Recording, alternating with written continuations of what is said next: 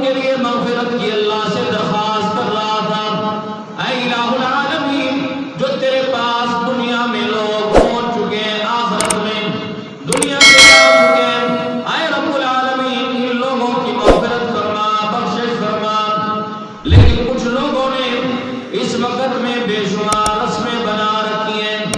بعض لوگوں کا اعتقاد یہ ہے کہ اللہ کے نبی رحمت عالم صلی اللہ علیہ وسلم کے دندان مبارک شہید ہوئے اور آپ نے حلوہ کھایا۔ کچھ لوگ اس رات میں اس دن میں حلوے بنا کر تقسیم کرتے ہیں۔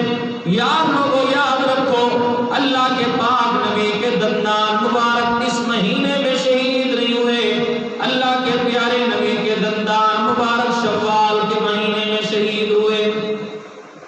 حلوہ کھائیں لیکن اللہ کے رسول پر کوئی الزام نہ دیں۔ حلوہ کھائیں، حلال کھائیں، لیکن اللہ کے رسول پر الزام نہیں۔ اللہ کے نبی کا یہ طریقہ نہیں ہے۔ حضور علیہ السلام نے یہ طریقہ آگے ایجاد نہیں کیا۔ پھر اگر چلو حلوہ کھانا ہے پھر پہلے دانت توڑوائیں۔ حلوے کی سنت یاد رہتی ہے، پھر دانتوں کی سنت کیوں نہیں یاد رہتی؟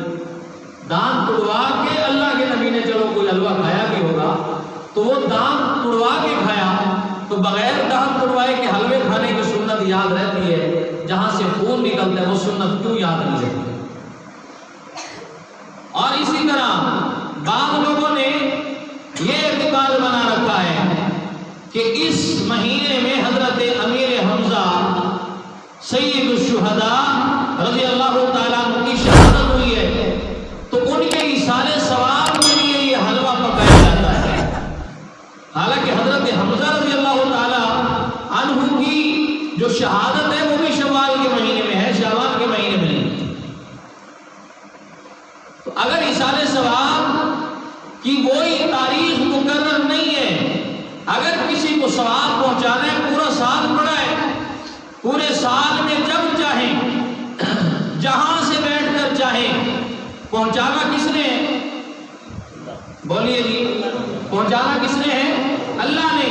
جب پہنچانا اللہ نے ہے تو اللہ کسی وقت کا پابند ہے؟